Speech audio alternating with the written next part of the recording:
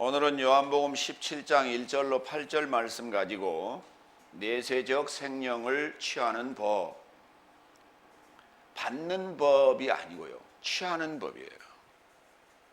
받는다는 것은 수동적인 개념이고요, 취한다는 것은 능동적 개념입니다. 그래서 내세적 생명을 취하는 것이지 쟁취하는 거예요. 침략하는 거예요. 그런 것이지 주면 받고 안 주면 말고식의 받는 법이 아니에요. 그래서 이 취한다는 단어는 람바노라는 단어를 써요. 받는다는 단어는 주다의 반대말이에요. 주다, 디돔이라는 단어에 수동태를 쓰면 받는다가 되는 거예요. 내세적 생명이라고 했는데 이걸 이제 개역성경에는 영생이라고 했어요. 영생이란 말은 영원한 생명이란 뜻이에요. 생명이란 말은 한문어인데 날생자 목숨명자를 써서 그거를 이제 산 목숨이다 이렇게 말할 수 있어요. 산 목숨은 고린도전서 15장 45절에 보면 첫사람 아담을 산 목숨이라 푸시케 조산이라는 표현을 썼어요. 그게 산 목숨이에요. 생명이 아니라 산 목숨입니다. 그 번역을 이상하게 해놨어요. 히브리어로는 첫사람 아담을 창세기 2장 7절에서 네페시 하야라고 합니다.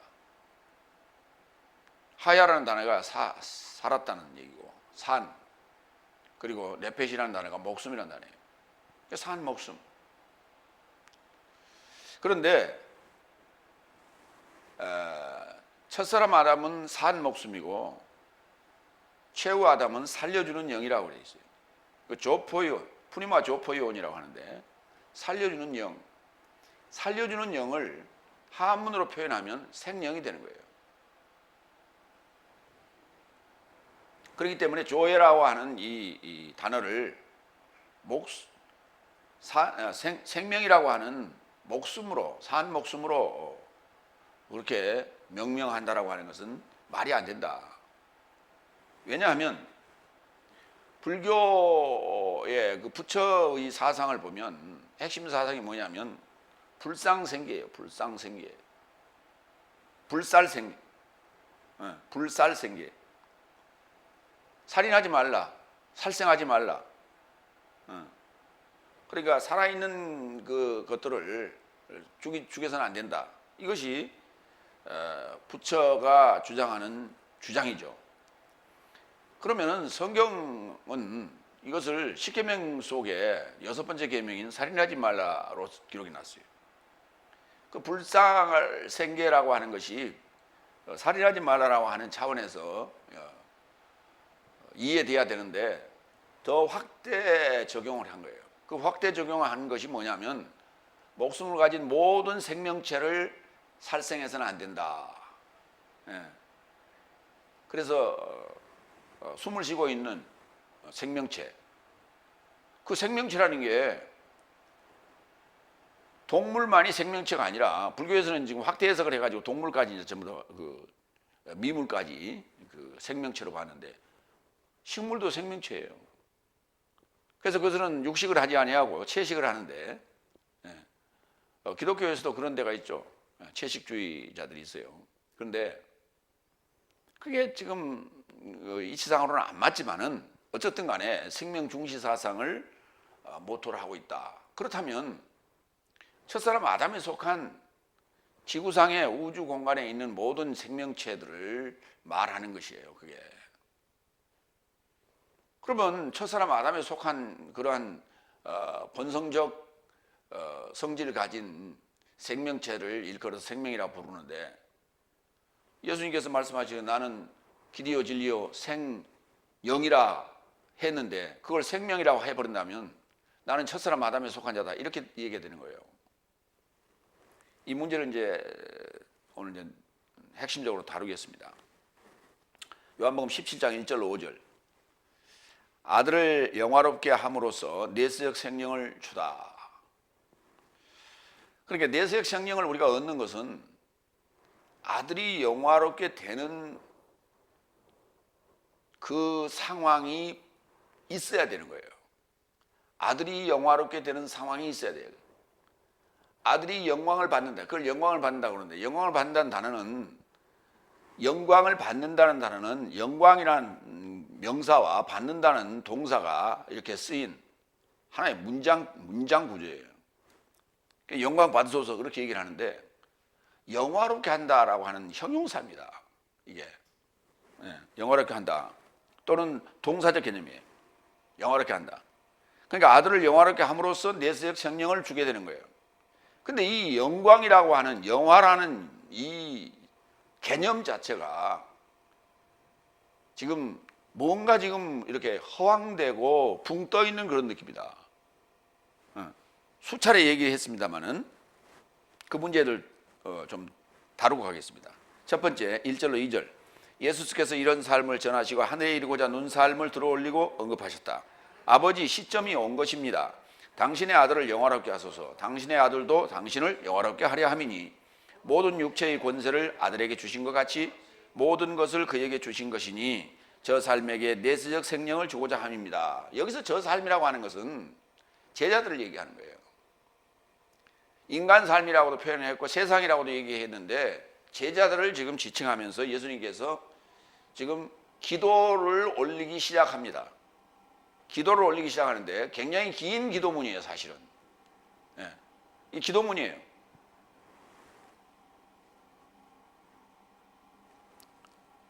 여기서 영광이라는 단어는 헬라어로는 독사, 그 다음에 동사는 독사죠. 영화롭게 하다.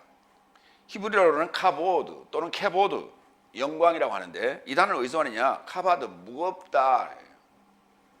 무거운 거예요. 영광은 무거운 거예요. 길 영자 꽃뿌리 뭐니까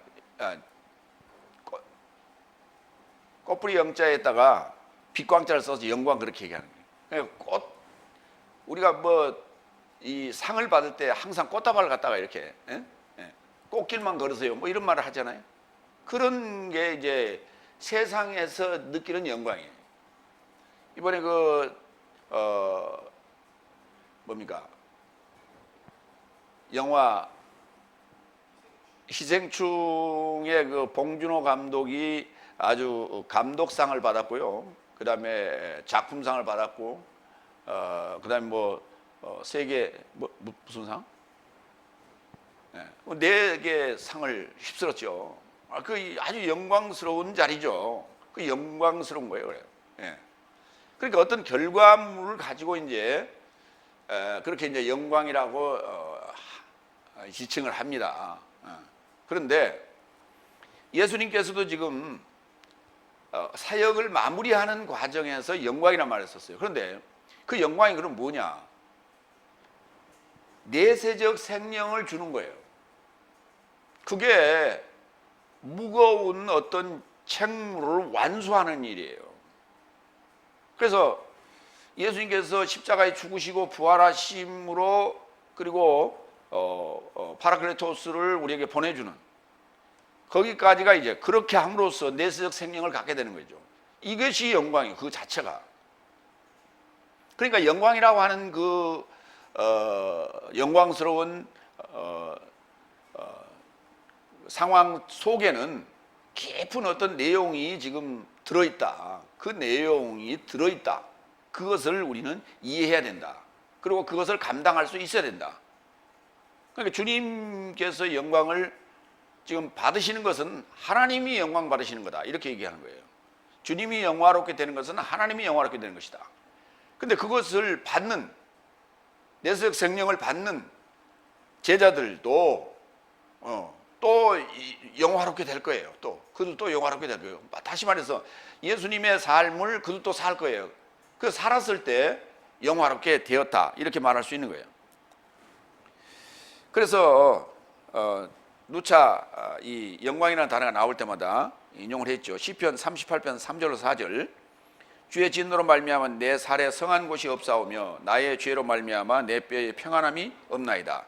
내 죄악이 내 머리에 넘쳐서 무거운 짐 같으니 내게 무겁습니다. 카바드, 무겁습니다. 감당할 수 없습니다. 그래서 내가 감당할 수 없는 육체로서는 할 수 없는 것을 예수님께서 이 일을 감당하셨죠. 하나님이 감당하시는 거예요. 육체로서는 감당할 수 없는 것을, 이 고백을 듣고 하나님께서 감당하신 거예요. 그 감당하신 일이, 그리고 내세적 생명을 우리에게 허락하신 것이 바로 영광이라고요. 그게 바로 중요한 사역이었고 그 중책이었다는 거예요. 중임이었다는 거예요. 이사야서 24장 21절로 23절. 그게 언제 이루어지느냐? 그날에 이루어집니다. 여호와께서 높은 데서 높은 군대를 벌하시며 땅에서 땅의 왕들을 벌하시니 그들이 죄수가 깊은 옥에 모임같이 모이게 되고 옥에 갇혔다가 여러 날 후에 형벌을 받을 것이니라. 그때에 달이 수치를 당하고 해가 부끄러워하리니 이는 만군의 여호와께서 시온산과 예루살렘에서 왕이 되시고 그 장로들 앞에서 영광을 나타내실 것이라. 예수님께서 부활하시고 승천하시는 이 상황을 지금 그 날이라 했어요. 그럼 여섯째 날 말미에 오늘 지금 예수님께서 이 말씀을 하시고 이사야서 24장 21절과 23절이 이루어지는 거예요. 그럼 일곱째 날에 이 일은 완성될 거예요. 그런데 달이 수치를 당하고 해가 부끄러워한다? 성경에 예수님께서 십자가에 죽으실 때 해가 어두워졌다는 얘기를 했어요. 달이 핏빛으로 바뀌었다는 얘기도 없어요. 그게 그럴 수가 없습니다. 우주 공간에 있는 저 해가 부끄러워하거나 달이 수치를 당할 하등의 이유가 없는 거예요. 그 옛날에 지금으로부터 2000년, 2020년 전에 있었기 때문에 잘 모른다고요? 그건 우주과학이, 천문학이 설명을 하고 있는 거예요. 그렇게 될 수가 없는 거예요. 그게. 만약에 그렇게 됐다면 인류는 살아남지 못해요. 그때부터. 성경에서 말하는 해와 달은 그런 얘기 아니에요. 우리가 태양처럼 모시는 그러한 왕, 사상의 왕, 사상의 주체, 신이라 섬겼던 그러한 대상들이 그때 빛을 잃는 것을 얘기하는 거예요. 그 얼굴이 부끄러워지는 것을 얘기하는 거예요. 지금 하나님의 말씀이 해설되어질 때 기존의 해설들은 다 지금 달이 수치를 당하고 해가 부끄러워해야 되는 거예요.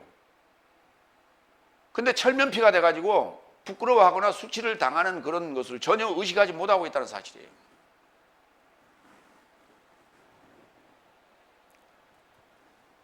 사도행전 13장 46절로 48절 보겠습니다. 영광. 그러자 파울로스가 바나바라고 하죠. 솔직히 언급하되 먼저 네 삶에게 하나님의 말씀을 전하게 됨이 필요한 것이다. 그러나 이제 거기 네 삶이라고 하는 것은 열국을 얘기하는 거예요. 그러나 이제 네 삶이 그것을 밀어내고 내세적 생명이 합당치 않다고 자신 삶을 판결하기 때문에 내 삶이 열국 삶에 이르고자 돌이킨다. 그러면 그 네 삶은 유대인 삶을 얘기하는 거예요. 네 삶이 그것을 밀어내 거절했다 이게. 왜냐하면 47절 주께서 내가 땅의 최후까지 구원에 이르고자 너를 세워 열국의 빛에 이르고자 너를 두었노라고 이같이 내 삶에게 명령하셨다. 다메섹에서 파울로스가 예수님을 만났을 때 얘기죠. 그때 그에게 명령한 내용이에요.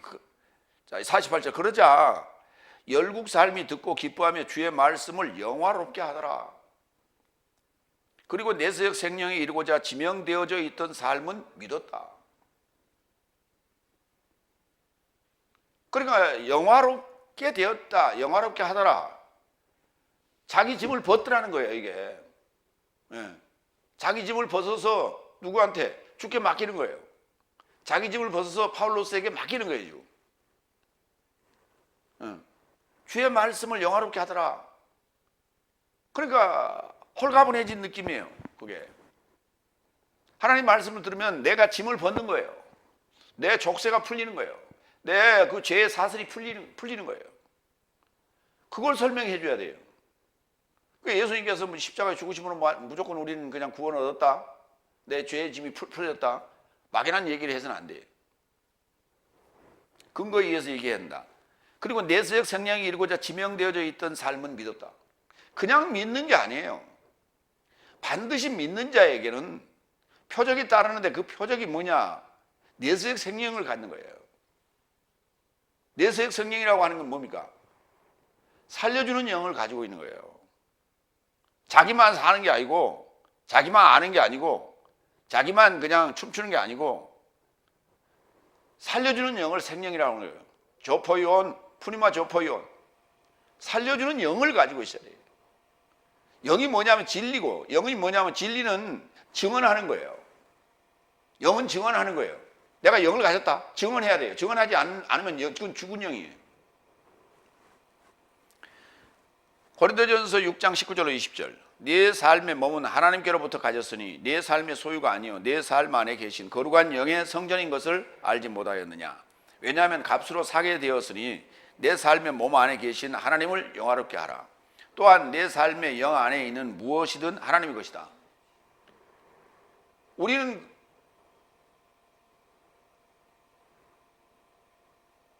무한한 생명, 영원한 생명을 선물로 받았다. 근데 그게요, 값으로 산 것이 되었다니까요. 예수님을 은전 30냥에 가로주다가 팔았잖아요. 값으로 산 것인 거예요. 우리를 값으로 산 거예요. 돈 주고 돈 들어갔다고요. 근데 우리는 그냥 공짜로 받았다고 자꾸 공짜로 받았다고만 생각해. 그러니까 그 개념 자체가 다른 거예요. 나는 공짜로 받았다 그러면요, 준 사람은요 돈 들어갔어요. 근데 나는 공짜로 받았지만 그걸 공짜로 받았다고 자꾸 얘기하면 곤란하다고. 응? 응. 상대는 돈 들어갔다고. 나는 공짜로 받았지만. 그 공짜로 받았다고 하는 그 얘기는 상대가 하는 일에 대한, 상대가 준 그거에 대해서 가치를 폄훼해야 하는 거예요. 나는 비싼 걸 받았다 그래야 되는 거예요. 나는 가치 있는 걸 받았다 그래야 되는 거예요. 근데 공짜로 받았다고 자꾸 그렇게 하면 그 자체가, 공짜라는 그 자체가 가치가 없어져 버려요. 여러분, 공짜로 받았다는 얘기는 다른 말로 얘기하면 길 가다가 돈을 10,000원짜리 하나 주셨어요. 여러분, 되게 10,000원짜리 하나 주셨으면 그 은행에 갖다 집어넣죠. 은행에 갖다 잘 안 넣어요. 아니, 공짜로 주셨으니까 가서 그냥 뭐 맛있는 거 사 먹어버리자, 이렇게 하더라고요. 그러니까 공짜로 얻었으니까 그냥 가치 없이 쓰는 거예요. 그러니까 복권이 하나 당첨됐다. 그 돈 주고 그 복권 산 거예요, 사실은. 내 돈이 들어갔기 때문에 그 당첨이 됐었죠. 안 샀으면 당첨 안 되잖아요. 그럼에도 불구하고 산 금액보다 더 많은 금액을 받았으니까 이거 공짜로 생긴 거다. 그래서 그냥 함부로 막 써버려요. 그래서 공짜라는 개념은 그 자체가 가치가 없어지게 돼 있다. 그래서 우리가 공짜로 받았다, 생명을 공짜로 받았다, 이런 말은 사실 쓰면 안 되는 거예요. 정말 값 나가는 것을 내가 받은 거예요. 그래서 그 희생을 생각해 줘야 되는 거예요. 받은 것만 자꾸 얘기하지 말아라.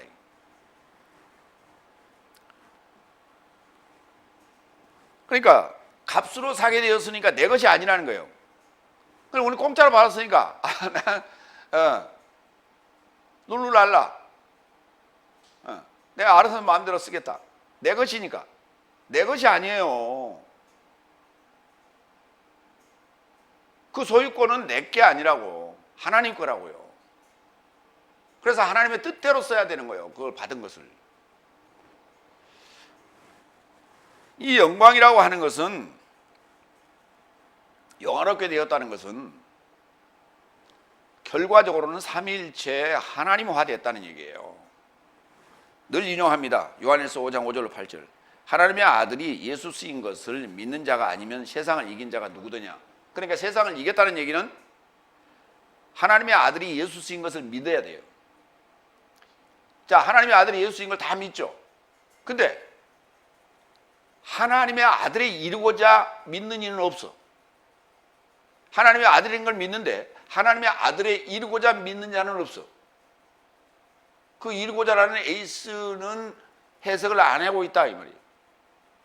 6절, 이분은 물과 피로 인하여 오신 분이시니 그리스도스이신 예수스이시다. 물 안에만 아니요 오히려 물과 피 안에 오셨으며, 물과 피 안에 오셨다는 얘기는 지금 내 안에 오셨다는 얘기예요. 증언하는 이가 영이시니 이는 진리가 영이기 때문이다.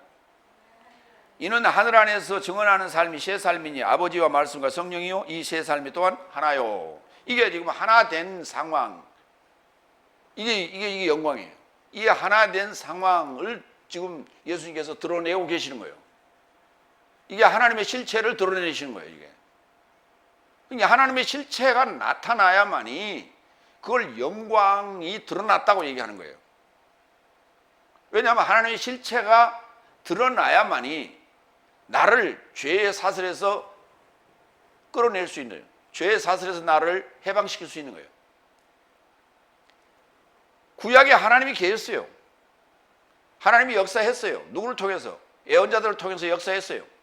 그러나 구약에서는 구원을 못했어요. 왜? 하나님의 실체가 완성돼서 나타나지 않았기 때문에, 그 영광이 드러나지 않았기 때문에. 그런데 예수님이 그 영광인데, 영광이 드러나서 우리를 구원하는 그 사역을 감당했는데 왜 지금 지금 마지막에 나를 영화롭게 하옵소서, 아들을 영화롭게 하옵소서, 그러면 아버지도 영화롭게 됩니다, 이 얘기를 왜 하시는 거예요? 나는 영광이요, 예수님 자신은 영광이요, 하나님도 영광이요, 자신은 지금 삼위일체 아버지와 말씀과 성령이 하나 되어 있는 실체화되어 있어요. 그렇게 나타나신 거예요. 그런데 문제는 거기에서 국한된 게 아니라는 거예요. 예수님의 사역은 지금 바로 저 삶이라고 하는 제자들을 삼위일체화 시키는, 땅의 증인으로 삼위일체화 시키는 게 목적이에요. 이게 내세적 생명이거든요. 그렇기 때문에 그 일을 위해서는 내가 십자가에서 내가 육체 아빠의 정과 욕심이 못 박아져야 돼. 육체 아빠의 정과 욕심이 못 박는다는 얘기는 그 제자 삶과 함께 못 박는 거예요. 그래서 제자 삶과 함께 살아나는 거예요. 그래서 함께 죽고 함께 살아나야만이 내세적 생명이 되는 게, 살려주는 영이 될 수 있는 거예요. 그게 하나님이에요. 그게 내세적 생명이라는 게. 내세적 4차원적 살려주는 영을 가진 자, 그리고 증인이에요. 7나라의 증인. 8절, 또한 땅 안에서 증언하는 삶이 새 삶이니 영과 물과 피, 새 삶도 하나 이루고 있다. 물과 피 안에 오셨다고 그랬잖아요. 물과 피 안에 온 게 바로 이게 땅에서 삼위일체 되는 얘기예요. 그러면 땅에서 삼위일체 되시는 그 영으로 오시는 이는 누구였느냐라는 거예요. 예수님인데, 예수님을 뭐라고 표현했냐? 아버지와 말씀과 성령이 새 삶이 하나요 이라고 표현했어요. 삼위일체로. 그 새 삶의 하나인 실체가 죽고 영으로 다시 와야 돼요. 그래야만이 땅에서 영과 물과 피가 새 삶이 하나가 되는 거예요. 이게 물세례, 피세례, 성령세례를 얘기하는 거예요, 지금. 그래서 완전히 거룩한 형태로 그 실체로 드러나는 거예요, 일곱째 날에. 이것이 내세적 생명이다. 베드로전서 4장 11절, 누군가 말하거든 하나님의 말씀 삶을 전하는 것 같이 하고, 누군가 봉사하거든 하나님의 공급하시는 힘에서 나는 것 같이 한다. 이는 모든 삶 안에서 하나님이 그리스도스 예수스로 인하여 영화로워지게 하려 하며, 누구에게서? 모든 삶 안에서, 각자 모든 삶 안에서 하나님이 그리스도스 예수스로 인하여 영화로워지게 하려 하며, 이 그 6날의 과정, 이 사건들이 다 있어져야 된다는 얘기예요. 그리고 7째 날에 들어가야 된다는 얘기예요. 그에게 현세 삶에 속한 내세 삶에 이르는 영광과 권능이 있다. 현세 삶에 속한 내세 삶에 이르는, 예세 삶화하는 그 영광과 권능이 있다. 누구 안에? 그리스도스 예수 안에. 그러니까 모든 삶이 현세 삶에 속한 내세 삶에 이르는 영광과 권능이 있어야 돼요. 이 과정은 여섯째 날 주님과 함께 십자가에 죽고 부활해야 된다는 얘기예요. 그리고 오순절 성령이 임해야 돼. 파라클레토스가 임해야 돼. 네.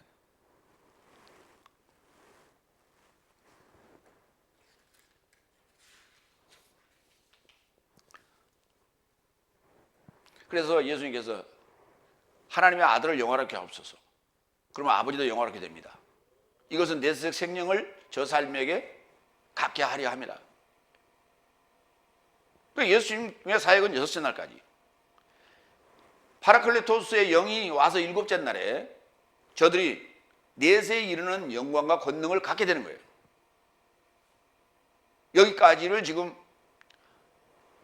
아버지께 보고하고 아버지께 위임하는 거예요.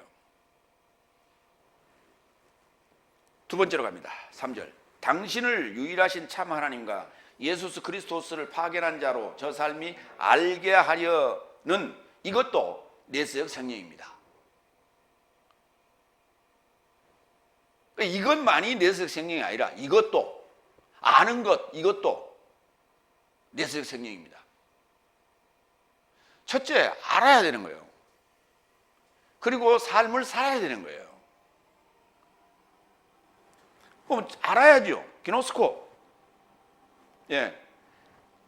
당신이 유일하신 참 하나님이며 예수 그리스도스를 파견한 것을 아는 거예요. 이게 간단한 문제 다 알고 있는 사실이죠. 우리 지금 다섯째 날도 다 알고 있어요. 근데 그것이 내세적 생명하고 그 안다는 것하고 알마하고 내세적 생명하고 어떻게 연결되느냐는 거예요. 알고는 있어요. 다섯째 날 지금 성도들이. 근데 어떻게 해야 내세적 생명으로 가는지는 몰라. 그럼 오늘 지금 본문 주제가 뭡니까? 내세적 생명을 취하는 법이에요. 그렇죠? 네. 알고는 있다니까. 하나님의 아들, 하나님이 유일하신 참 하나님이요. 예수 그리스도가를 보내신 분이라는 걸, 파견하신 분이라는 걸 알고 있어요. 그렇죠? 그런데 제대로 알고 있느냐? 아니라고요. 제대로 알고 있는 게 아니에요. 뭔가 역사하고 뭔가 표적이 나타나니까 그게 참 하나님인 줄 알고 그게 영생인 줄 알고 그러고 지금 통분서주하며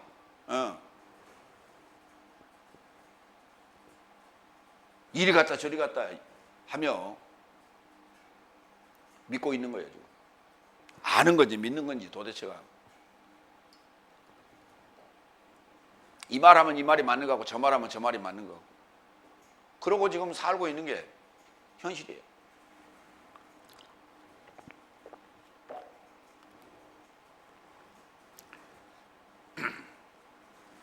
마태복음 19장 17절.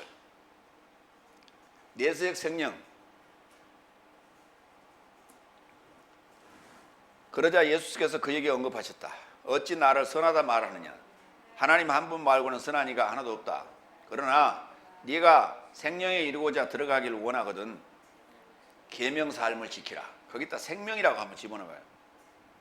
네가 산 목숨에 이르고자 들어가길 원하거든 계명 삶을 지키라. 말이 안 되잖아요.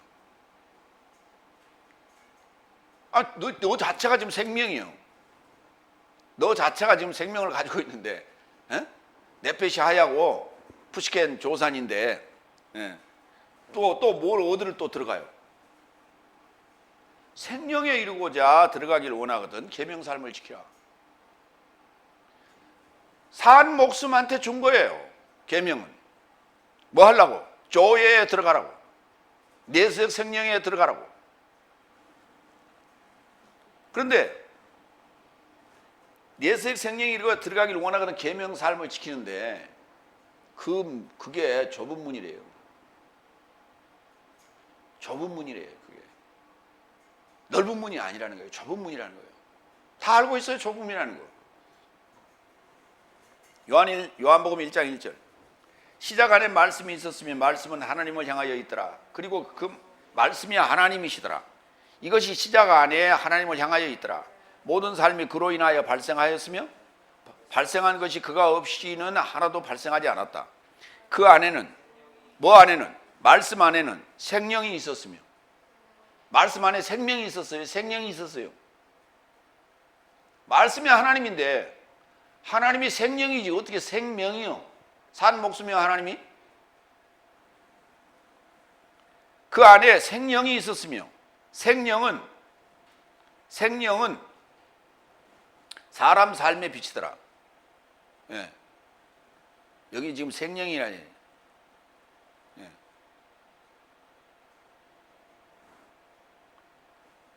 내세역 생명이지.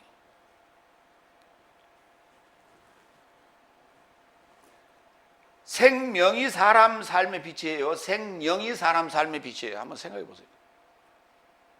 산 목숨이 사람 삶의 빛이에요. 말이 안 되잖아요. 생명이 사람 삶의 빛이에요. 그리고 빛은 어두움 안에 드러내는데 어둠이 그것을 따라잡지 못하더라. 사람 삶이 뭐예요? 어둠 아닙니까? 사람 삶이 어둠인데 어둠 안에 빛이 비치는데 그 빛이 생명이래야 맞지. 어떻게 그게 생명이에요? 다 생명이라는 목숨을 갖고 있는데 말이 안 되는 소리를 하고 있다 이 말이에요. 요한복음 14장 6절 예수께서 그에게 말씀하신다. 내가 길이요 진리요 생명이니. 거기도 마찬가지. 내가 길이요 진리요 생명이면 내가 길이요 진리요 산 목숨이니 내가 길이요 진리요 내가 첫 아담이니 이렇게 돼버리는 거예요. 나로 인하지 않으면은 아무도 아버지를 향하여 오지 못한다. 나를 통과해야 돼. 나를 가로질러야 돼. 나를 통과해야 돼. 나로 인하여, 나로 통과해야 돼. 나와 함께 통과해야 돼. 나를 통과하는 것이 아니라 나를 빵 하고 통과하는 것이 아니라 나와 나의 소유가 되어서 통과하는 거예요. 예. 그래서 그게 에이메 뒤에 에무 그랬어요. 에무가 나의 소유격이에요. 그러니까 나로 인하여 이렇게 되는 거예요. 나로 인하여. 그러니까 나와 함께 가는 거예요. 통과하는 거예요. 그러니까 나랑 함께 통과하지 않으면은 아버지께로 갈 수가 없어요.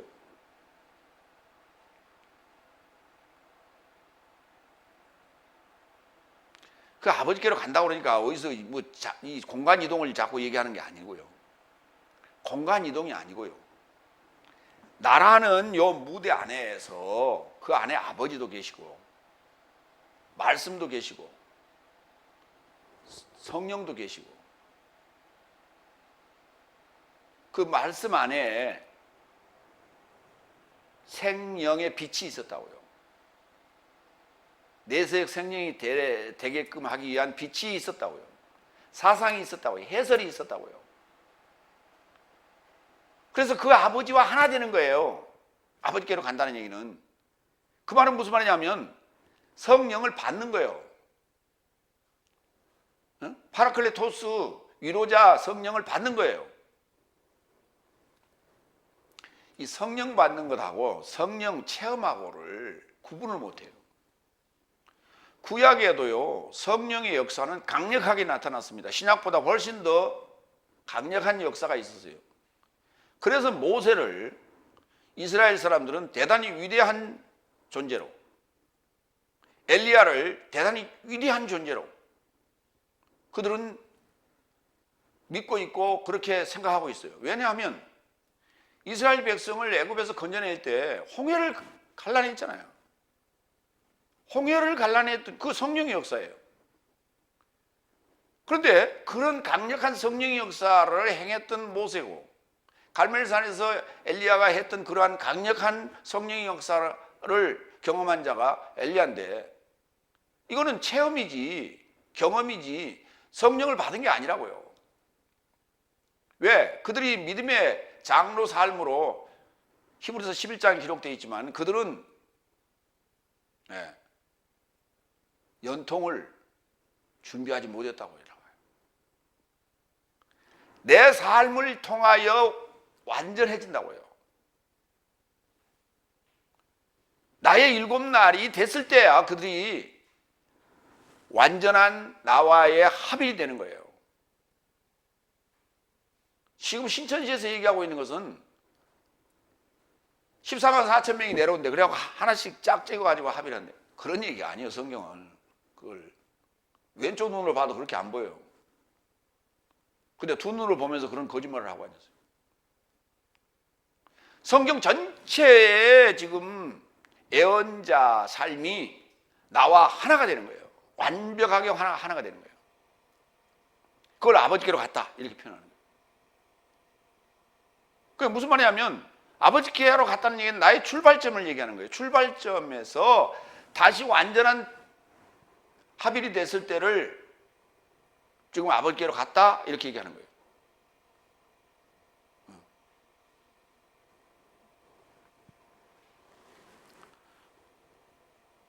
로마서 8장 1절로 6절. 그리하여 이제는 육체를 따라 활보하지 아니하고 성령을 따라 활보하는 그리스도스 예수스 안에 있는 삶에게는 아무도 정죄함이 없나니 그리스도스 예수스 안에 있는 생명의 성령의 법이 그래야 맞지. 어떻게 생명의 성령의 법이 그래야 맞지. 생명의 성령의 법이 죄와 사망의 법에서 나를 해방하였다.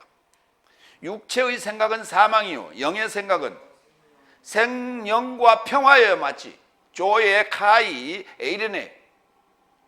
생명과 평화 그래야 맞지. 어떻게 생명과 평화요? 말이 안 되는 소리예요. 육체의 생각은 사망이요. 육체가 지금 뭘 가지고 있어? 산 목숨을 갖고 있잖아요.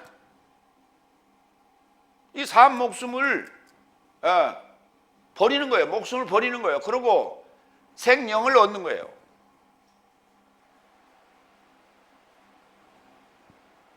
그런데 이 목숨이 영원한 생명이 돼버리면, 영생이 돼버리면 안 죽는다는 얘기예요. 안 죽는 것은요, 죽고 부활했을 때 안 죽는 거예요. 근데 죽고 부활도 안 했는데 어떻게 영생을 합니까? 성경의 논리를 완전히 왜곡하고 있는 거예요, 그거는.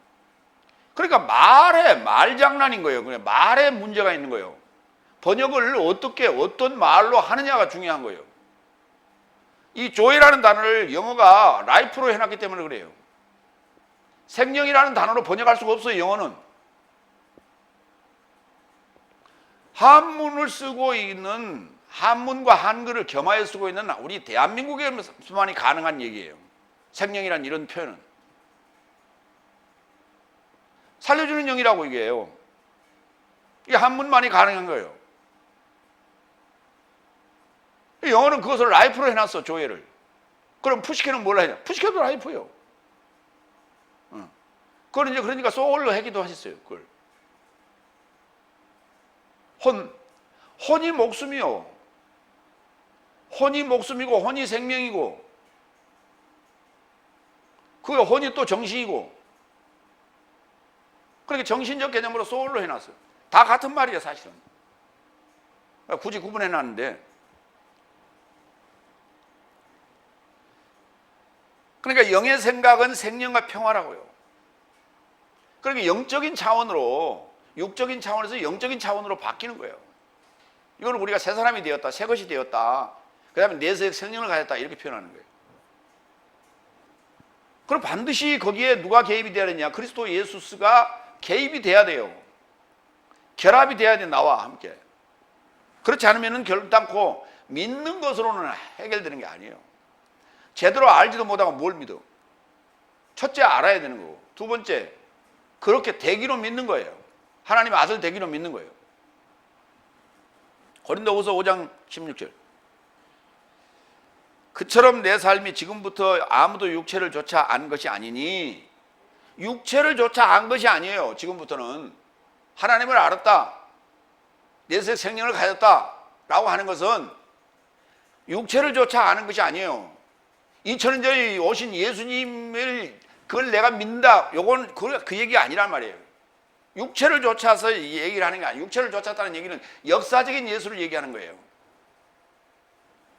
영적인 예수는 시간과 공간을 초월해요. 지금 현재 동일하게 역사하고 있는 거예요. 성경 안에서.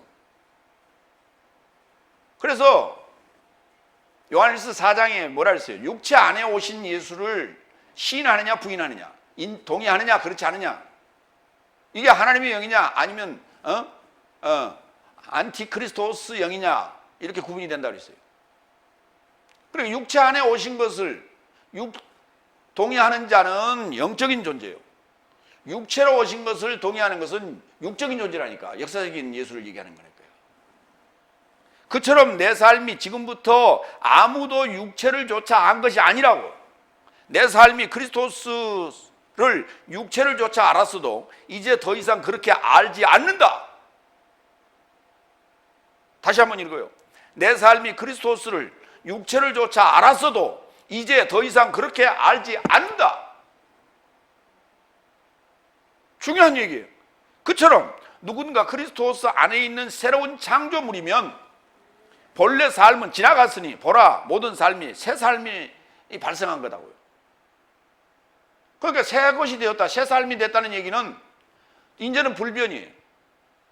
그걸 내세적 생명이라고 그래. 이 불변, 카이노스, 이 새 삶은 옛것이 지나가야 돼요. 그 옛것이라는 개념이 뭐냐면 이게 생명이요, 산 목숨이요, 첫사람 아담이요, 그리고 그걸 육체라고 그래요. 역사적인 3차원적 육체, 이렇게 얘기하는 거예요. 이제 우리는 3차원적 육체의 생각에서 벗어나서 영적인 4차원적인 영적인 내세적 생명을 가진 삶을 살아야 된다. 그것은 결국 십자가 사건을 동참하는 거예요. 십자가 사건에 같이 동참하는 거예요. 그렇기 때문에 요한복음 17장 예수님의 기도가 얼마나 중요한지를 우리는 알아야 돼요. 요한일서 5장 20절. 그래서 내 삶은 하나님의 아들이 도착했다는 것을 알았으니 그가 내 삶에게도 통찰력을 주셨으니 내 삶이 참된 자를 알게 하려 하며, 그러니까 내 의지로는 성경을 아무리 봐도 무슨 내용인지 알 방법이 없어요. 왜? 설교자가 얘기해 주지 않으면 몰라. 그런데 하나님의 아들이 도착했다라는 것은 내 삶에게도 통찰력을 주셔서 성경을 읽을 때 성경이 참된 자를 알게 하려 한다고요. 진리를 알게 하는 거예요. 생명으로 그걸 얼버무려 가지고 아는 게 아니고, 생명으로 가지고 어떻게 그걸 내세적 생명을 이해해? 생명으로 가지고 어떻게 진리를 이해해? 생명으로 가지고 어떻게 영적인 것을 이해하냐고. 생명인 것을 가지고 어떻게 4차원적을 이해할 수 있어? 그건 육체인데. 내 삶이 참된 자 안에 있어요. 참된 자를 알았다는 얘기는 참된 자 안에 있게 되는 거예요. 그러면 십자가 사건에 동참해야 되는 거예요. 곧 그의 아들 예수 그리스도 안에 있는 것이니 이분이 참 하나님이여 내세적 생명이라고요. 나와 둘이 동참해서 하나가 되는 거예요. 하늘의 증인이 들어와서 땅의 증인이 되는 거예요. 하늘의 삼위일체가 땅의 삼위일체가 되는 거예요. 이렇게 됐을 때 참 하나님이라 그러고 내세적 생명이라고 불러요. 그분이 내 분이요. 그분이 나라고. 하나 됐으니까. 육체로 보면 하나가 될 수가 없어요. 절대로. 3차원적으로 물리학적으로는 절대 하나가 될 수가 없다고. 4차원적 개념으로만 가능한 거예요. 그래서 내세적 생명이라는 말을 쓰는 거예요. 아이오니오스 조에라는 거예요. 조에 아이오니오스, 해 조에 아이오니오스. 내세적 생명이라고 하는 거예요. 그 육적으로 아무리 계산해 보세요. 그 하나가 될 수 있나? 그러니까 예수 그리스도 안에서, 그리스도 예수 안에서 맨날 얘기하는데 그걸 설명하는 이가 아무도 없어. 어떻게 내가 그리스도 안에 들어갈 수 있냐? 엔 크리스토스. 말로는 잘하지. 어떻게 들어가? 들어가는 방법을 설명하는 이가 아무도 없어. 성경이 분명히 있는데도 안 써. 갈라디아서 2장에 분명히 있는데도 안 써. 5장에 있는데도 안 써. 세 번째, 3절 4절 4절 5절. 나는 땅에 접해 당신을 영화롭게 하였습니다. 당신께서 내게 행하라 주신 사역을 완전케 하였습니다. 그리고 세상이 당신 곁에 있기 전에 자신 곁에서 내가 가진 영광으로 이제 당신이 나를 영화롭게 하옵소서. 계속해서 그런 얘기를 하고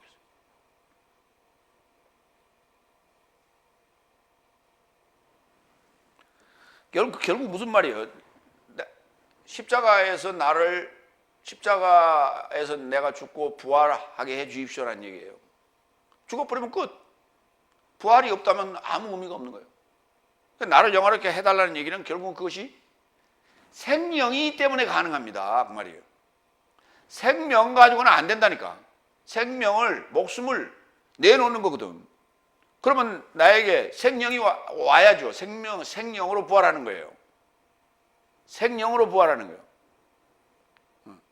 그러니까 아버지하고 나하고 지금 삼일체가 돼 있으니 나를 부활체로 부활시켜 주십시오. 이게 영광입니다. 이게 영화롭게 되는 것입니다. 근데 여기 이제 완성한다는 단어가 있고 완전케 한다는 단어가 있어요. 완전케 했다는 단어는 텔레오라는 단어를 썼어요. 동사입니다. 완성하다는 단어는 텔레오예요. 비슷하죠? 어감도 비슷합니다. 텔레오냐, 텔레오냐. 텔레오에는 텔로스가 되는데 그건 완성. 그 다음에 텔레오는 완전 이렇게 되는 거예요. 완전에 대해서 보겠습니다. 요한복음 19장 28절. 이를 겪고 예수께서 모든 삶이 이미 완성된 것을 알아본 것이니 성경이 완전케 되게 하려고 말씀하신다. 내가 목마르다. 십자가상에서 예수님께서 가상 치료 중에 하나예요. 내가 목마르다. 모든 삶이 이미 완성된 것을 알아보고 성경이 완전케 되게 하려고 말씀을 하시는데 뭐라 했냐? 목마르다. 그러니까 숨차게 달려왔다 이 말이에요. 어떤 일을 우리가 마무리하고 나서 하면서 물 한 잔 줘.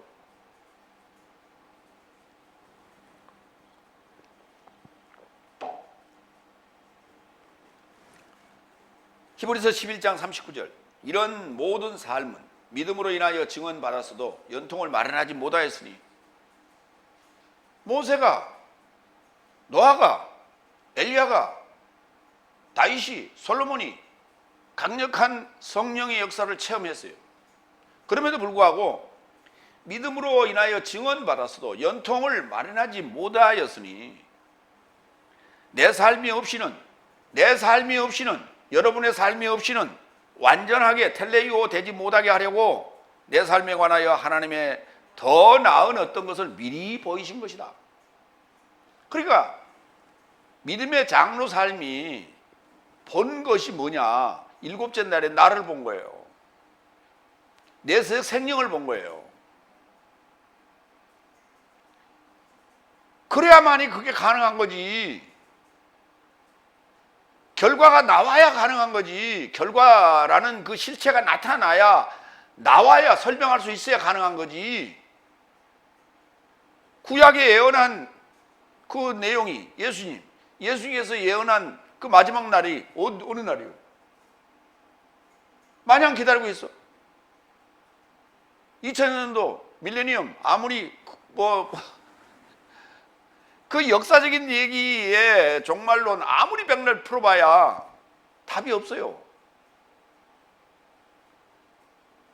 3000년 됐을 때 또 난리 날 거예요.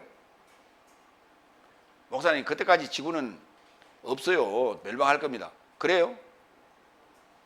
지구는 멸망하지 않습니다.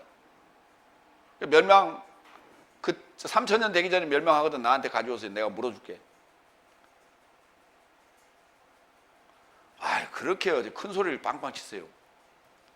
큰 소리를 빵빵 치는 게 아니라 멸망하면, 지구가 멸망하면 니도 죽고 나도 죽고 다 죽어. 근데 뭘 어떻게 가지고 와? 그건 하나님의 뜻이지. 성경에 그 얘기를 뭐하러 써놨어? 성경 구원을 얻기 위해서 써놓은 것이지 지구를 멸망시키기 위해서 써놓은 게 아니거든. 그러니까 지구가 멸망한다는 얘기를 자꾸 하는 것은 그건 겁주는 거지. 그건 구원하고 아무 상관없는 거예요. 그러니까 겁준다고 그러면 안 믿을 사람 믿고 그렇습니까? 그렇지, 그럴 수 있겠지.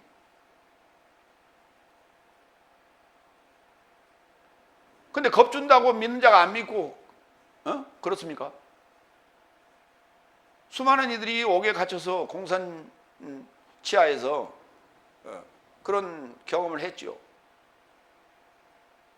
믿는다고 하는 것, 안 믿는다고 하는 것, 영향을 줄 수는 있어요.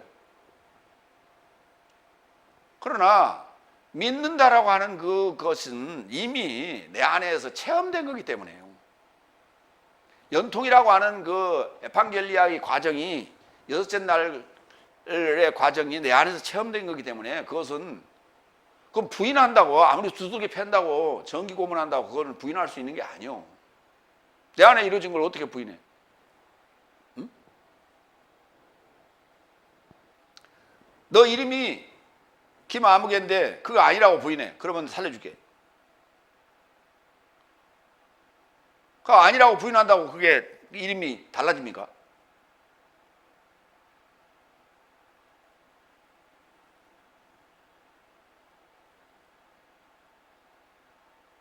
네 안에 심장이 있다. 그래서 지금 두근두근 뛰고 있다.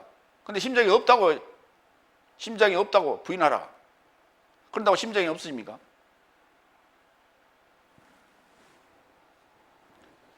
그러니까 말로 하는 것, 그렇게 하는 것하고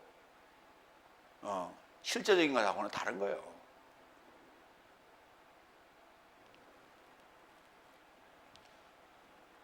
그래서 내 삶이 없이는 저 삶이 완전하게 되지 못하게 하려고.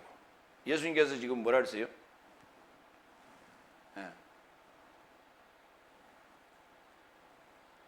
나는 땅에 접해 당신을 영화롭게 하였습니다. 당신께서 내게 행하라고 주신 사역을 완전케 하였습니다. 이게 뭐냐면 뜻이 하늘에서 발생한 것 같이 땅에서도 발생하게 하옵소서. 이 얘기거든. 하늘에서 뭐 했어요? 삼일체 됐다는 얘기는 사단을 잡아서 무정히 내쫓았다는 얘기죠. 하늘의 전쟁에서 미가엘과 그 사자들이 싸워서 이겼다는 얘기예요. 하늘의 전쟁에서. 그리고 땅에 내려왔어요. 예수님께서. 뭐 하려고? 그 사단을 잡아서 무정히 집어넣으려고. 그거 지금 그 단계에 지금 와 있습니다. 막바지에 와 있습니다. 완전케 하였습니다. 지금.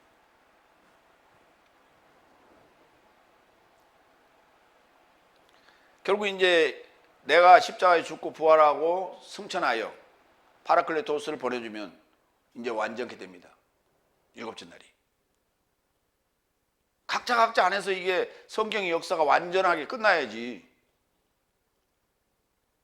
지구상에서 일어나는 어떤 미래적인 어떤 그런 어느 날인지 정확하게 말할 수도 없는 그런 막연한 그런 얘기를 써놓은 것을 뭘 어떻게 믿냐고.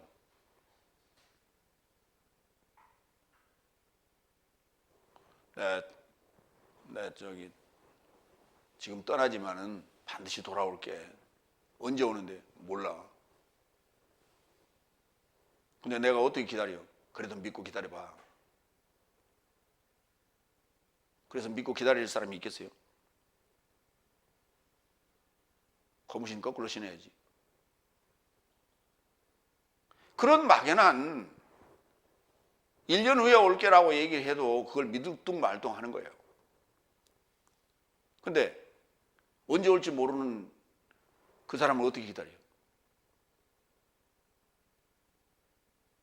성경은 지금 그런 얘기를 하고 앉았어요. 지금 예수님이 구름 타고 오신다는데 언제 올지 모른대. 언제 올지 모른다는 얘기를 하는 것은 여섯째 날 입장에서 얘기해요. 그러나 일곱째 날에 들어간 데살로니가전서 5장 1절 이하에서는 그 때와 기한을 너에게는 쓸 필요가 없다고 얘기하고 있어요. 이미 너는 빛 안에 있기 때문에. 빛 안에 있다는 얘기는 무슨 말이에요? 이미 그 날 안에 있다는 얘기고 이미 지금 예수님이 와 계신다는 얘기예요. 예수님이 무슨 뭐 육체로 또 몸뚱아리 채 온다고요? 육체를 입고? 말도 안 되는 얘기를 하고 앉았어요. 이치에 좀 맞는 얘기들을 해야 되는데 정말 앞뒤가 꽉 막힌 정말 벽창호들이에요. 정말. 왜냐하면 우리 손에 잡히는 어떤 뭔가 눈에 보이는 이런 어떤 표적이 없이는 믿으려고 하질 않는 거예요. 그러니까 성경은 예수님께서 정확하게 표현한 거예요. 사도 바울도 정확하게 표현한 거예요. 너희가 표적을 구하나, 악하고 음란한 세대가 표적을 구하나. 예수님 그랬죠. 나는 요나의 표적밖에는 보여줄 표적이 없다고 그랬죠. 유대인은 표적을 구하고 헬라인은 지혜를 구한다고 그랬어요. 그러니까 우리는 지금 헬라인보다 못해. 응? 표적이 있으면 믿어. 그냥 무조건 무턱대고 믿어. 그러놓고는 몸도 주고 돈도 주고 뭐도 주고 다 줘. 그렇게 줬는데 결과는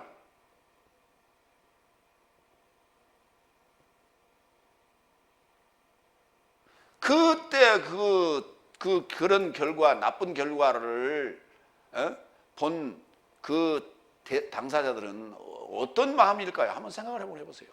내가 철석까지 믿었고 저게 진짜 하나님의 모습이다 라고 그렇게 믿고 갖다 다 전세산을 다 바쳤는데, 그래갖고 성락교회를 엄청나게 크게 만들어놨는데, 세계 비전교회를 뭐 해가지고 엄청나게 큰 건물을 지어놨는데 그 배신감을 어떻게 감당할 거예요? 화병 나서 죽어야 되는 거예요. 다른 사람에게 배신당하는 것도 화병 나는데 하나님이라고 믿었던 사람에게 배신을 당했을 때 그거 어떻게 해서 그 심정이. 근데 그거 참 희한해요. 그래서 자살하는 사람 내가 하나도 못 봤어.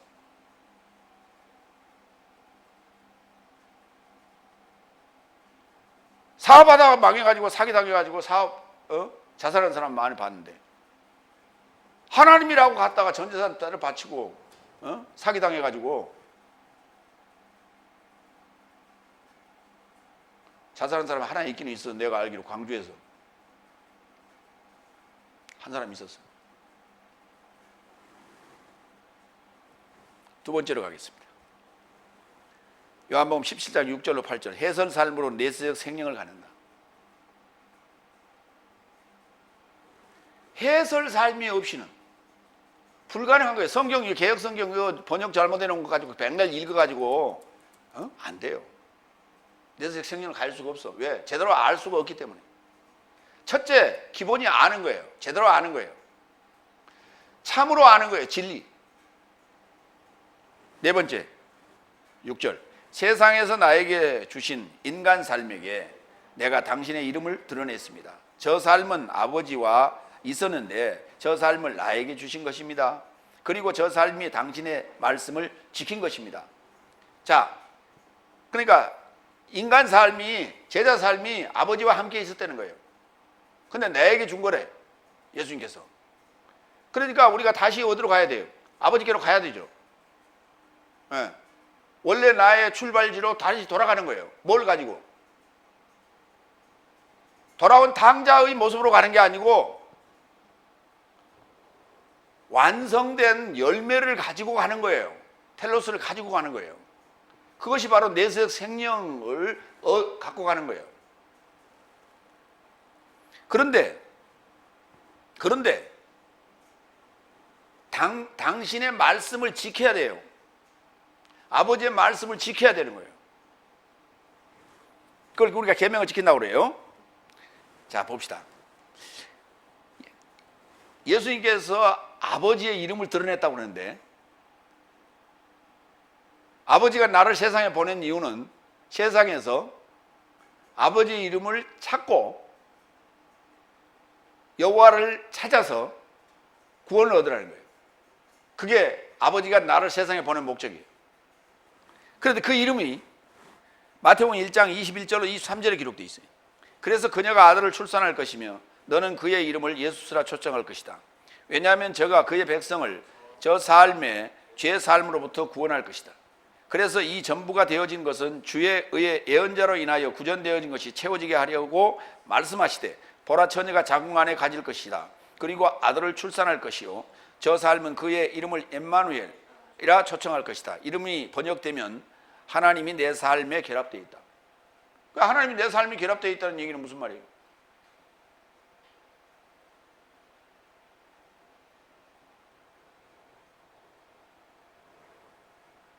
그가 예수스가 나를 구원하면 내가 하나님 임마누엘 하나님과 나와 결합이 되어 있다니까. 그게 아버지께로 갔다는 얘기예요. 그 말을 다른 말로 얘기하면 요한복음 1장 12절로 23절 그러나 어떤 삶은 그를 취하였으니 그의 이름에 이르고자 믿는 삶에게는 하나님의 자녀 삶을 발생할 권세를 주셨으니 그의 이름에 이르고자 믿는 자 그의 이름화 예수화 하는 거예요. 예수화 하는 거예요. 임마누엘화 하는 거예요. 하나님과 결합하고자 믿는 거예요. 예수와 구원자와 결합하고자 믿는 거예요. 그럼 뭐가 돼요? 구원자가 되는 것이고 뭐가 돼요? 하나님 되는 것이죠.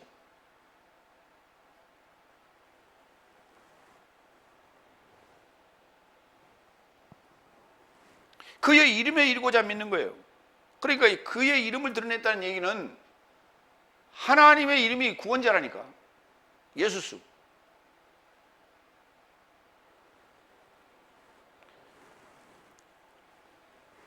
저 삶은 13절 피 안에서도 아닌 육체의 뜻에서도 아닌 장정의 뜻에서도 아닌 오히려 하나님에서 탄생되었다. 피 혈육적으로 이해하지 말라는 거예요.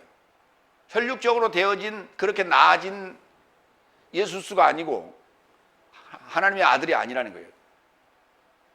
하나님에게서 나은 거예요. 영적인 개념이라고. 영적인 개념. 영적으로 나왔다는 얘기예요.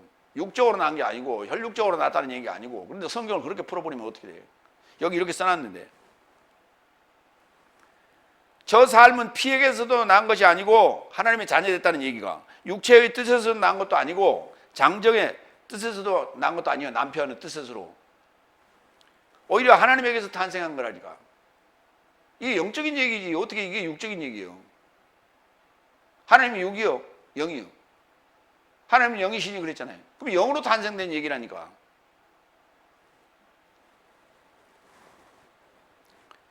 계시록 3장 12절 이기는 자는 나의 하나님 성전 안에 그를 기둥으로 삼을 것이니 그는 결단코 더 이상 밖에 나가지 않을 것이요 내가 하나님의 이름과 하나님의 성 곧 나의 하나님으로부터 하늘에서 내려오는 새 예루살렘의 이름과 나의 새 이름을 그의 저파에 기록할 것이다.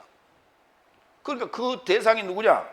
바로 이긴 자인데 이긴 자가 누구예요? 일곱째 날이에요. 내세역 생명을 가진 자예요.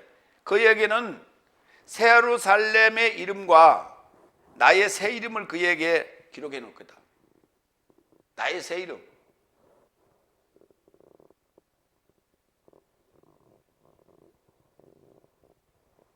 새 하늘과 새 땅, 새 예루살렘. 거기에 기록해 놓겠다는 얘기는 무슨 말이에요? 그가 집이라는 얘기예요. 그가 집이고 하나님의 집이고 하나님의 집에 문패를 달아놓겠다고요. 새 예루살렘 성이라고 그렇게 새 하늘과 새 땅이라고 그렇게 문패 달아놓겠다고. 계시록 19장 11절로 12절 그리고 나는 열려진 하늘을 알아보았다. 그리고 보니 흰 말과 그를 접하여 앉은 분이 믿음직스럽고 참되다고 초청된 분이며 그는 의 안에서 판결하며 싸우신다. 그래서 그의 눈살은 불꽃 같고 그의 머리를 접하여 많은 왕관살미요 자기 말고는 아무도 알아보지 못하게 기록된 이름을 가졌고 피에 적셔진 옷을 걸쳤으니 그 이름은 하나님 말씀이라. 백마탄 왕자가 하나님 말씀이라고요. 그런데 예수님께서 아까 6절에 뭐라 그랬어요? 본문 6절에 인간 삶에게 당신의 이름을 드러냈다고 그랬죠. 그리고 저 삶이 당신의 말씀을 지켰습니다 그랬어요. 당신의 말씀을 지켰다는 얘기는 무슨 말이에요? 요 백마탄 왕자를 지켰다고요. 잃어버리지 않고 지켰다고. 테레오. 말씀을 지켰다는 얘기가 예수님과 함께 계속 지금 대화하고 있다는 얘기예요. 예수님을 잃어버리지 않았다고요. 하나님을 잃어버리지 않았다고요. 하나님과 결합되어 있다고요. 임마누엘. 그걸 지켰다고 하는 거예요. 테레오.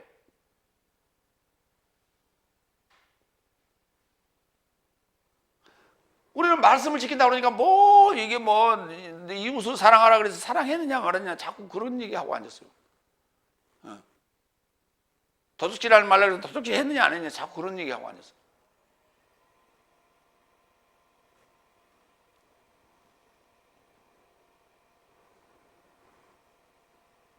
세상의 것에 눈독 들이지 말라는 얘기예요. 세상의 것에 욕심 갖지 말라는 얘기예요. 그 얘기가 다. 하나님 말씀의 계명은 세상 것에 연연하지 말라는 얘기예요. 세상 것에 연연하면 그의 종이 되고 4차원의 세계하고는 아무 상관이 없는 존재가 된다. 그 얘기를 쓰고 있는 것이지.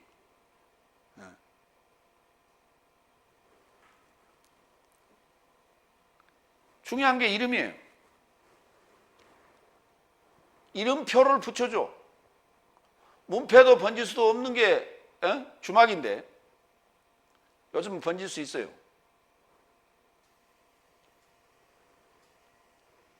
이름표를 붙여주는데 이름표를 붙였다는 게 굉장히 중요한 얘기예요. 누구의 소유라는 거예요. 하나님의 이름표를 붙여놨다니까. 그 성에다가. 그런데 이렇게 돼 있어요. 요한계시록 21장 11절로 14절을 봐요.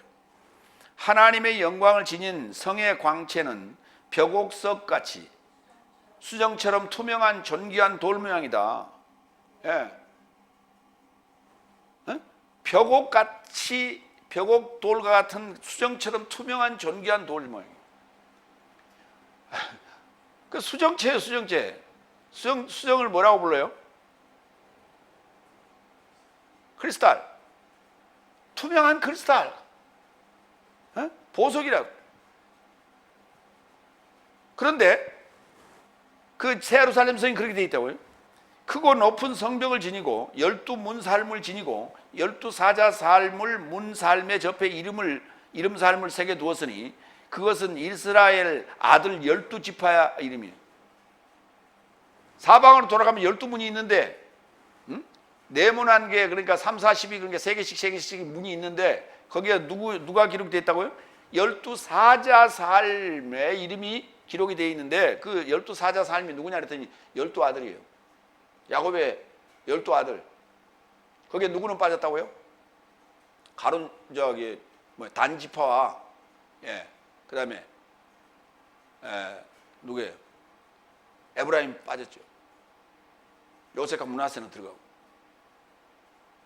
그 12지파 삶의 이름이 기록되어 있고 그 다음에 그 문은 이제 동쪽, 서쪽, 북쪽, 남쪽 세 문씩 있다고 지금 되어 있고요. 14절. 그리고 성벽은 문이 달렸으니까 벽이 있을 거 아니에요. 성벽이 있을 거 아니에요. 성벽에다 이제 문을 내서 그 이름을 갖다 붙여놨어요. 12지파의 이름을 붙여놓고 그걸 12사자라고 불렀어요. 그리고 그 성벽은 12기초삶과 저 삶 안에 희생양의 12사도 삶의 이름 삶을 지닌다. 그 12기초삶이 뭐냐 그랬더니 12제자 삶이에요. 12사도 삶. 그 12사도 삶이 벽이 되고 기초가 돼. 이게 벽이 되고 기초가 되고.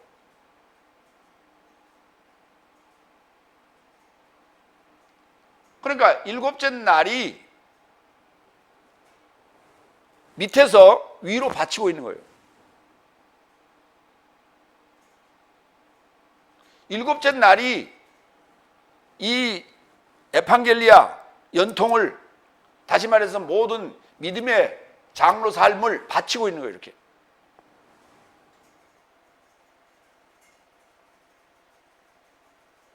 그래서 이 제자 사도 삶으로 말미암아 완전케 되는 거예요. 그 완전케 된 모습이 바로 새 예루살렘 성의 모습이에요.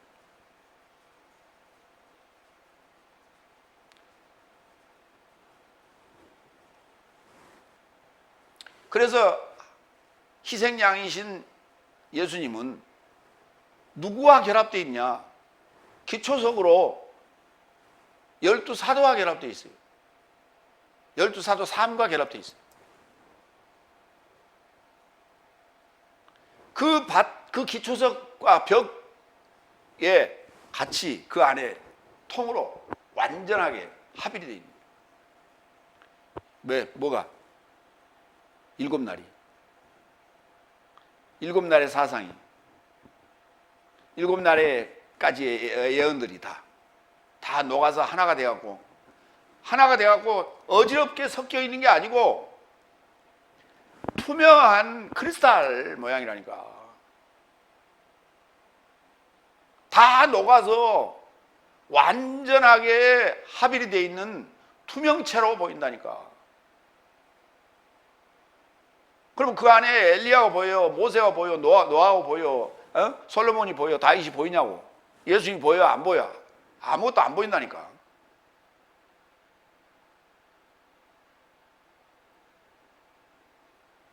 흠이 없고 점이 없는 그 상태. 그 상태를 하나님이라고 그러는 거예요. 완전 무결점.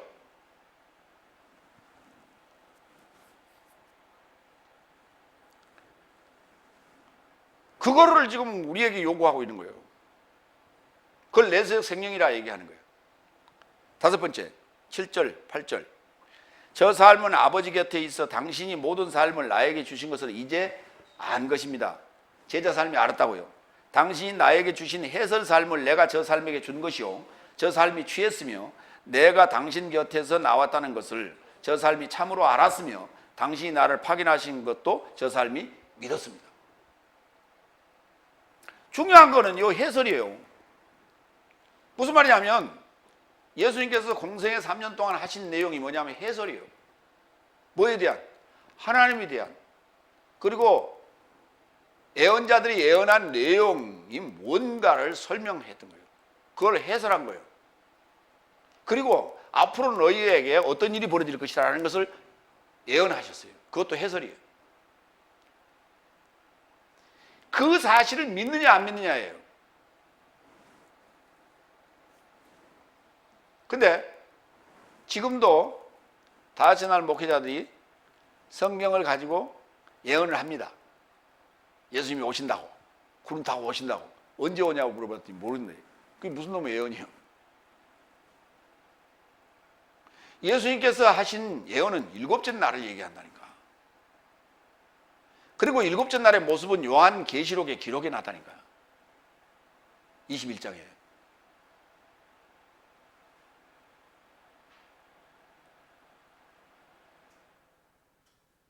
근데 이 요한 계시록의 21장이 천국의 모습이라면, 가야 될 장소적 모습이라면 예수님 뭐하러 오시냐고 또 중간에 뭔가 이치 안 맞는 소리를 하고 앉았어. 기다리다가 간 사람들은 어디가 있는 거예요? 예수님 구름 타고 오실 예수님 기다리다가 목 빠지게 기다리다가 눈 빠지게 기다리다가 돌아가신 분들은 지금 어디가 계시는 거예요? 천국에 가 계시고 아니면 어디 지옥에 가 계시고 연옥에 가 계시고. 그래서 육적인 그러한 차원, 3차원적 차원으로 보다 보니까 연옥이 나온 거예요. 그래서 연옥설이 그래서 나온 거예요. 왜? 예수님이 아직 안 왔는데 예수님 기다리다가 죽은 자들이 어디가 있어? 연옥에 가 있어야 될 거 아니에요. 또 믿기만 하고 뭐 행한 게 하나도 없어. 죽기 전에 믿습니다 하고 죽었어. 그 연옥에 가 있는 거예요. 뭐 도대체가 이리 계산하고 저리 계산해도 도저히 안 맞는 얘기들을 하고 앉았어요. 그게 지금 다른 종교, 타 종교의 것들을 채용해 온 거예요. 현재 천주교나 다같이 날 지금 개신교가 가르치고 있는 그 천국론이나 연옥설이나 이와 같은 것들은 다 다른 타 종교가 가지고 있는 것들을 채용해 온 거예요. 성경은 그런 차원이 아니에요. 타 종교와 비교가 안 되는 얘기들이에요. 근데 그러한 것들을 차용해 온 형태로 이해하고 가르침으로 말미암아 기독교의 깊은 4차원적 차원을 완전히 박살내버린 거예요. 완전히 그냥 그 진가를 땅에 떨어뜨려 버린 거예요. 그래서 싸구려를 만들어 버렸다고. 쉽게 얘기해서. 해설, 이 중요한 해설이라는 단어 하나도 이 흐레마라는 단어인데, 흐레마라는 단어와 로고스라는 단어는 달라요. 로고스가 말씀인데, 말씀이 아까 누구라 그랬어요? 예수 그리스도라 그랬어요. 하나님이라 그랬어요. 그러면 그것이 하나님인 것을 설명해야 돼. 그리고 그 로고스는 남성명사고, 흐레마라고 하는 이 해설은 중성명사예요. 당연히 중성명사로 설명을 하는 거예요. 로고스로는 설명이 안 돼. 그러니까 성경 구절만 죽으라고 애우고 죽으라고 그놈만 암송하는 거예요. 그것만 읽어대는 거예요. 그냥 설명이 하나도 없어. 너희는 먼저 그의 나라와 그의 의를 구하라. 구하라도 와야지 찾으라는데 의에 대해서 설명한 적이 없어. 의는 믿음에서 믿음에 이르게 하나니 믿음에서 믿음에 이르게 한다는 얘기가 무슨 말인지 설명이 없어. 죽으라고 그냥 그 구절만 갖다가 암송해. 아무도 설명하는 이가 없어. 그건 로고스란 말이에요. 그냥 로고스만 하는 거예요. 해설이 없는데 어떻게 내세에서 생명을 가질 수가 있어. 흐레마, 해설. 그래서 해설이라고 제가 지금 정의를 했어요. 요한복음 3장 33절로 34절.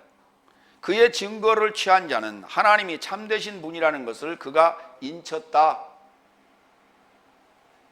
예수님의 증거를 취한 자는 하나님이 참되시다는 것을 그가 도장 찍었다고. 빵! 이렇게. 왜냐하면 하나님이 그를 파견하여서 하나님의 해서 삶을 전한다. 왜냐하면 측량에서 아닌 하나님이 영을 주신 것이다. 측량이라고 하는 건 우리가 계산할 수 있는 거예요. 이렇게. 그런데 하나님의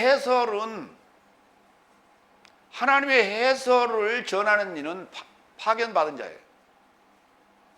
파견받은 자. 그러니까 예수님이 하나님께서 파견한 자요. 사도들이 예수님께서 파견한 자란 말이에요. 사도 삶이 아니고는 일곱째 날에 들어간 자가 아니면은 해설을 할 수가 없어. 성경은 임의로 해설하는 자들이 있어요. 성경은 임의로 해설하는 자들이 있는데 그들을 우리가 지칭하여 이단이라 부르요. 영지주의라 불러요. 근데 제대로 성경을 해설한 자가 없다 이 말이에요. 그래서 반드시 파견된 자가 하나님의 말씀을 해설을 하는 거예요. 요한복음 6장 62절로 63절.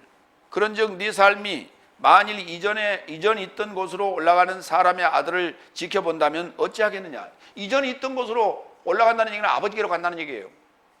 우리가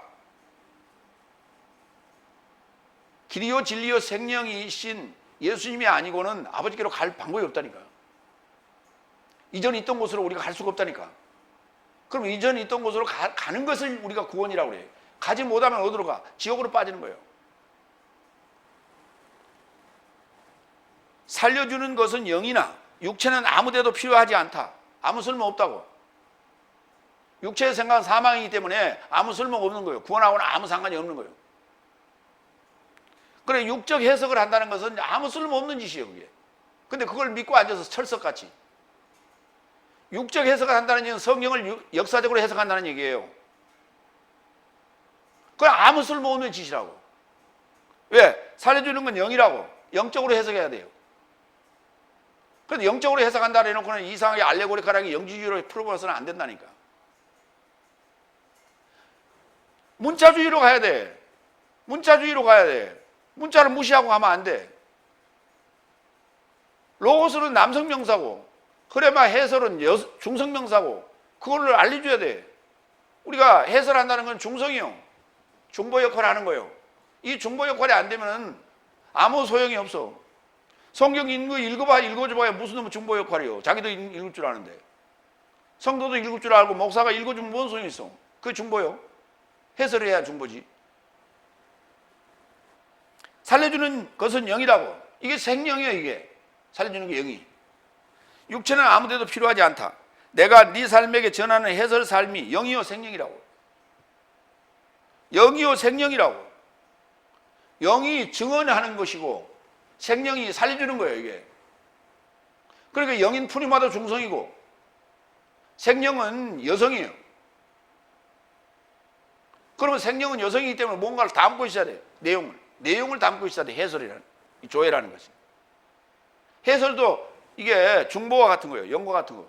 그게 해설 이꼬르 영이요. 근데 그것은 뭔가를 생산해낼 수 있어야 된다니까. 여성적인 조회, 살려주는 영, 뭔가가 푹푹푹 나와야 돼. 담고 있어야 돼. 근데 아무것도 없어. 뺐다고야. 맨날 성경 있는 개혁 성경 읽어만 주고 앉았어. 그게 무슨 놈의 중보예요. 그냥 맨날 읽어주고 왜 안 했어? 그러고 앉았단 말이에요. 그게 남성이라고 그게. 생산성이 있어야 돼. 생명성이 있어야 돼. 그걸 생명이라고 하는 게 조예, 여성. 성에 대한 개념도 전혀 없는 상황에서 무슨 놈은 그걸 구원에 대해 구원론을 얘기하냐고. 그게 무슨 놈의 해설이요. 그냥 마른 뼈라니까. 뼈다고 그냥 주는 거예요. 개한테 뼈다고 주고, 그러니까 맨날 개가 짖지. 뼈다고만 주니까.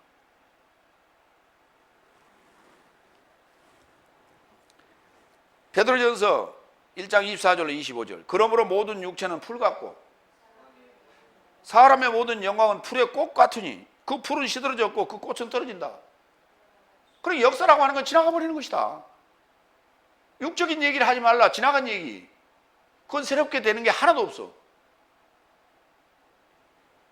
그러나 주의 해설은 내세에 이르고자 머물러 계신다. 네 삶에게 이루고자 복음 전해진 이것이 바로 해설이다. 그러니까 복음이 뭐냐? 해설이어야 돼요. 구원론에 대한 해설.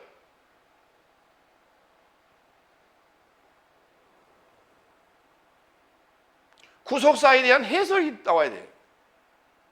나의 구속사에 대해서, 너의 구속사에 대해서 해설이 나와야 돼요. 이게 복음인 거지. 2000년 전에 예수님께서 와서 우리를 위해 십자가에 죽으셨다. 믿습니까? 아멘. 그게 무슨 놈, 그게 구속사예요.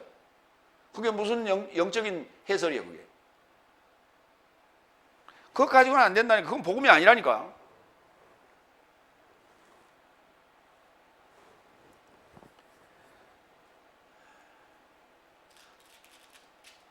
의인은 믿음에서 믿음에 이르게 하나니. 믿음에서 싹이 나서 믿음화되는 거예요.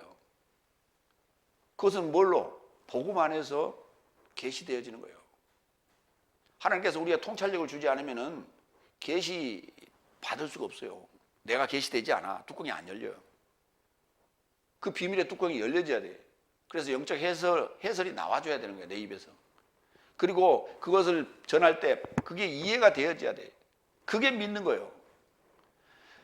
예수님께서 다섯째 날 교인들한테 나타나셔서 말씀하시는 거예요. 하나님의 이름에 이루고자 믿어라 라고 말하는 거예요. 그랬더니 아니 무슨 그런 개백다구 같은 소리를 하세요. 그러다가 무슨 하나님한테 날벼락을 맞으려고 그런 소리를 하십니까? 그래서 예수님 십자가에 매단 거 아니에요.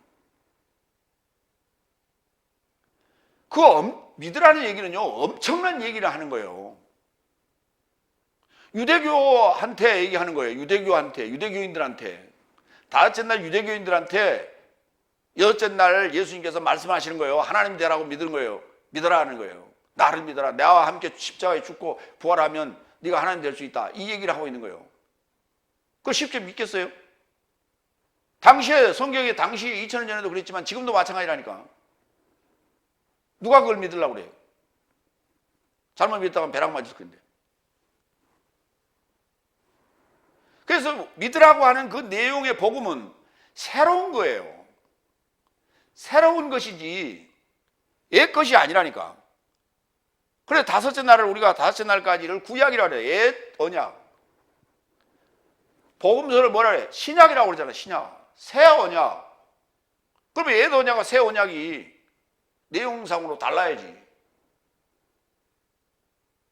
근데 그 내용상으로 다르지만은 결국은 하나라니까. 왜? 구약에서 예언한 게 예수님이에요. 예수님께서 나타나셔서 나를 믿으라 그랬단 말이에요. 내가 하나님이 파견한 자다. 하나님의 아들이다. 내가 하나님이다. 그랬어요. 그걸 믿을 수가 있어야지. 그래서 예수님은 십자가에 매단 거예요. 오늘날도 마찬가지. 그 예수님이 파견한 자가 누구예요? 사도들이에요. 사도의 삶에 의하여 써놓은 것을 그걸 이해한 자, 그 해설을 받아들인 자, 이해한 자가 또다시 전하고 있다면 지금 예수님이 전하고 있는 거하고 똑같단 말이에요. 파견한 자인 사도들이 전하는 거랑 똑같단 말이에요. 근데 그의 프로필을 따지고 앉았어. 성경이 맞느냐, 맞게 해석하느냐, 안 하느냐, 이걸 따져야지. 프로필 따지고 앉았어. 지금 현재 내가 그 사람 이름은 기억을 다 못하겠는데 외국어로 돼 있어. 영국의 옥스퍼드 대학교에 아마 지난번에 영화로 나왔던 것 같아요. 인도 사람인 것 같은데. 그 양반은 고졸 학력도 없는 분이에요. 그런데 젊은 학도였는데 그 젊은 학도가 뇌세포, 뇌신경세포에 대한 걸 연구를 했어요. 근데 교수가 그것을 받아가지고 그걸 적용하고 확장을 시켰어요. 그게 뭐냐면 뇌세포라고 하는 것은 굉장히 단순하다. 단순한 것인데 수억 개의 뇌세포가 존재한다.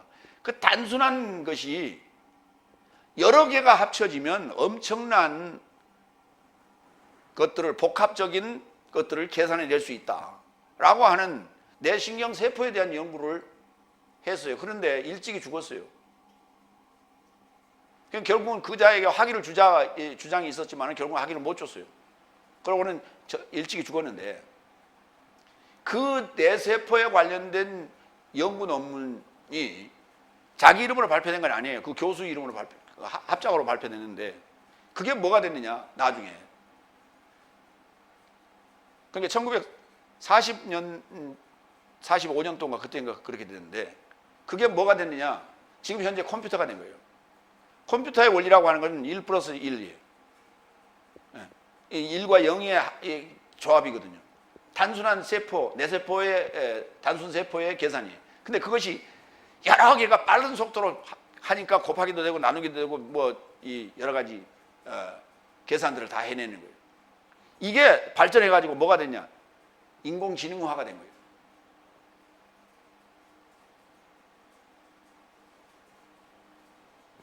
그러니까 지금은 알 수 없어. 지금 우리가 주장하는 이 얘기를 믿는 이가 그렇게 많지 않아.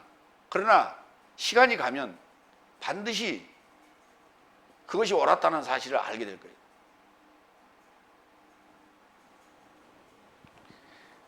마무리합니다. 내세역 생명을 취하려면 해 아이오니오스 조에 내세역 생명, 영생이 아니에요. 이 아이오니오스는 현세로도 번역하고 내세로도 번역하는 거예요. 그 문맥의 상황에 따라서 내세로 번역할 것이냐 현세로 번역할 것이냐 이렇게 되는 거예요.